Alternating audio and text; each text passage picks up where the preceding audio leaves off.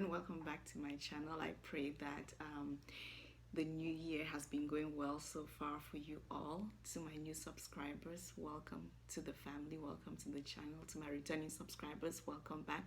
It's always so nice to have you here. So we're going to jump right into our message. So I'm just going to ask you, right? Have you ever been in a situation where you wanted to do something, you felt convicted to do something, but then somebody tried to discourage you?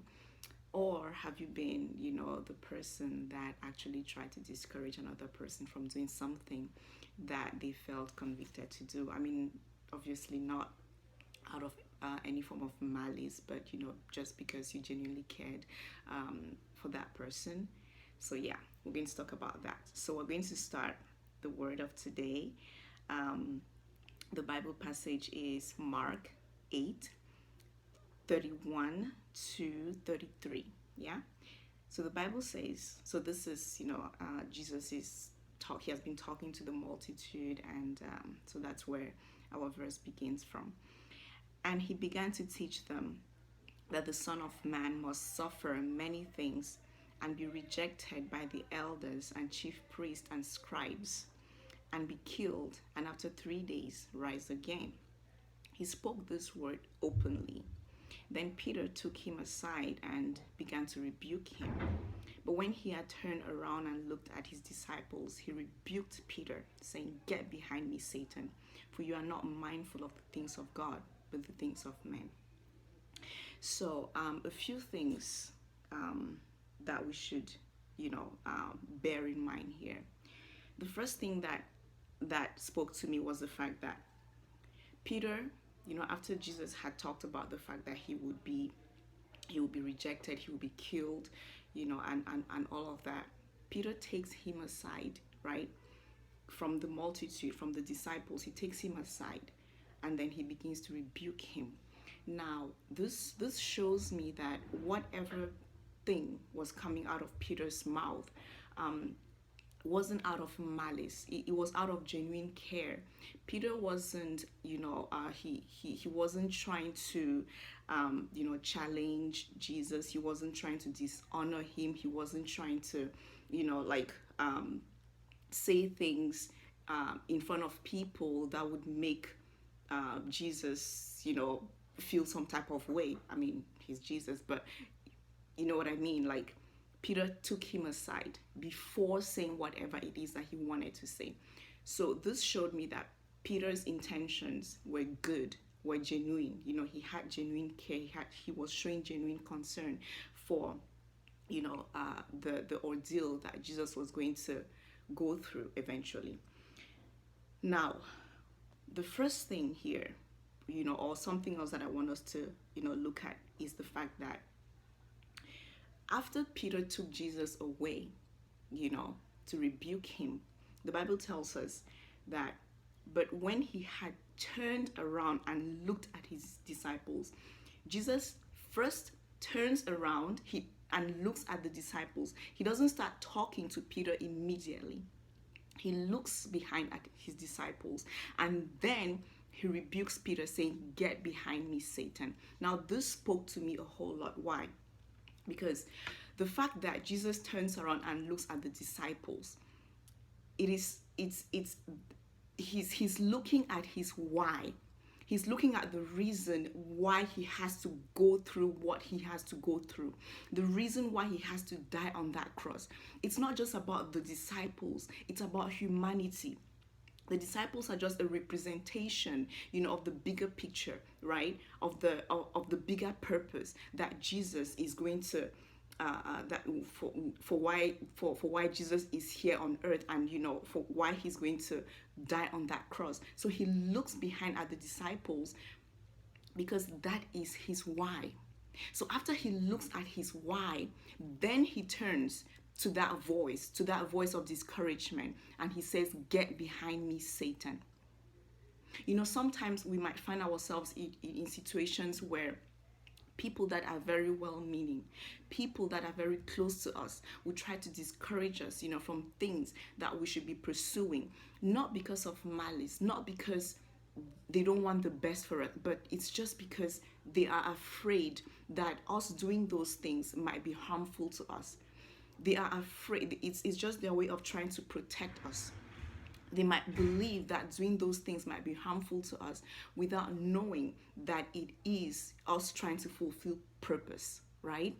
So when you find yourself in that type of a situation where somebody that is close to you is trying to discourage you from doing something that clearly that God has called you to do, it is your place to tell that person, I'm not saying you should go about, rebuking your loved ones and telling them, get behind me, Satan. And, obviously we have to be wise in the way we deal with people.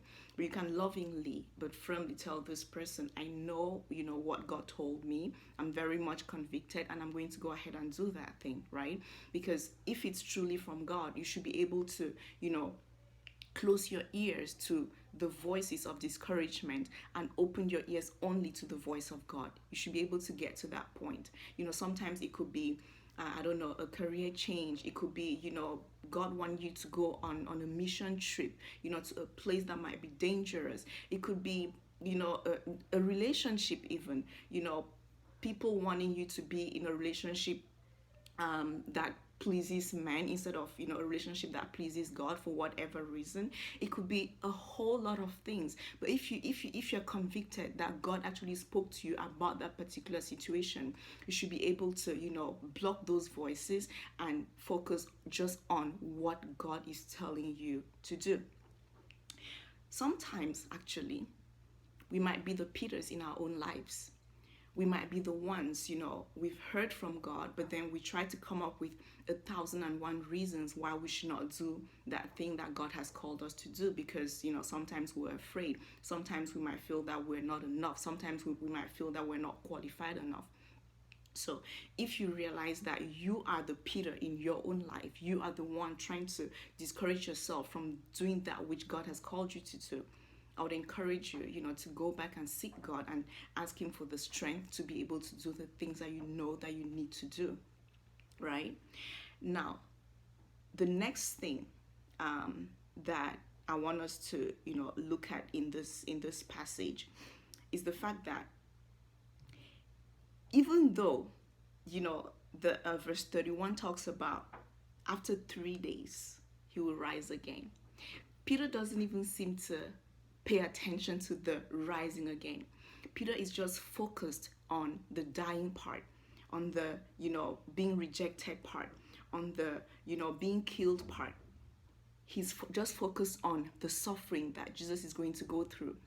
He's not looking at the reward that is going to come after that. So he's just looking at the now. He's looking at the right now. What is going to happen right now?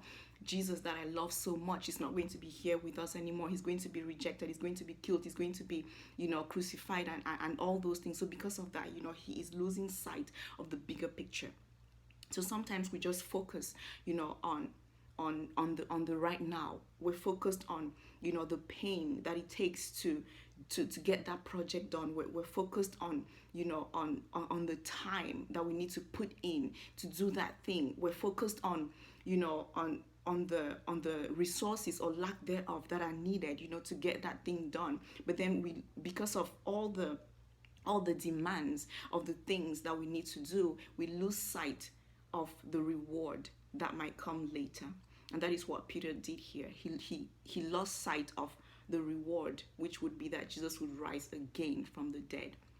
And so my encouragement here is for us to, first of all, remember what our why is. Remember our why. When you find yourself in a situation where you're discouraged, or in a situation where somebody is trying to discourage you, I want you to look behind. Remember what your why is. Why did you start that project in the first place? Why did you start following Christ in the first place? Sometimes persecutions will come, when you're following Christ. Turn back, look back, and ask yourself, what is my why? Why did I start this journey in the first place? Sometimes your why might even be your family. It could be, you're trying to succeed for the sake of your family. You're trying to succeed so that you can take your family out of poverty. That might be your why. Whatever your why is, we're in different phases of our lives. we find ourselves in different situations. So whatever your situation might be, always remember, I'll always ask yourself, what is my why? When discouragement sets in, what is my why? When negative voices come in, what is my why? What is your why? Why did you start in the first place? Look behind, just like Jesus did. He looked behind at his disciples. They were his why. He looked behind at humanity, at you, at me. We were his why. That's why he had to rebuke Peter and he said, "Get behind me, Satan." He had to rebuke the spirit behind those words. Sometimes, it's a spirit. Is that spirit of discouragement? Is that spirit of self-doubt? Is that spirit of negativity that we need to rebuke from our lives sometimes, to say, listen, get behind me. Get behind me, Satan. Get behind me, discouragement. Get behind me, negativity. Get behind me, self-doubt. Get behind me, complacence. Get behind me, lukewarmness. Get behind me. Or is it lukewarmth or lukewarmness? English. you know? So that is the spirit. So we need to, be able to be focused. We need to be able to remember the why. And if we happen to, find ourselves in a situation where, we are the ones, being the Peters in our lives, we need to speak to those situations. We need to speak to ourselves as well.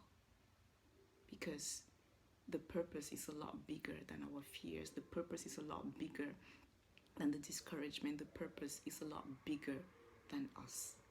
All right?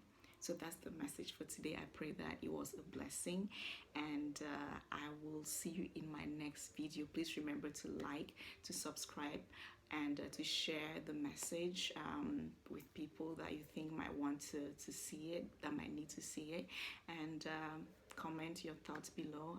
I'm always very happy to read from you guys. So until next time, God bless you so much. Take care. Bye.